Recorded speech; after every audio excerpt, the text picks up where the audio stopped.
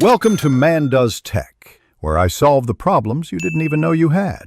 In this video, I will explain how to remove a Mini Cooper headlight. First, gather your tools, including a T30 Torx bit and a flathead screwdriver. Always ensure your car is off and the engine is cool before starting any work. Then, simply open the hood to gain access to the headlight area. This prepares you for the next steps. Next, you'll need to locate and loosen the fasteners. There are two T30 Torx bolts clearly visible on the top of the headlight unit. Use your Torx bit to unscrew these completely. Additionally, there's often a hidden bolt behind the wheel arch liner that needs to be accessed, sometimes requiring a partial removal of the liner itself. This step is crucial for full detachment. With the bolts loosened, you can now detach the headlight unit.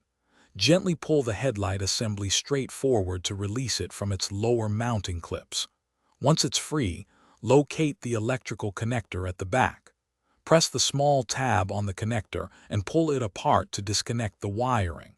You can then carefully remove the entire headlight assembly from the vehicle. When you're ready to reinstall, or if you're putting in a new headlight, remember a few key tips.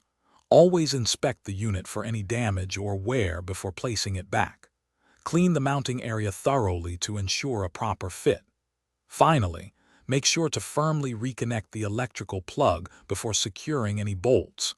This ensures your new or reinstalled headlight functions correctly. Thanks for watching. If you found this helpful, don't forget to like and subscribe.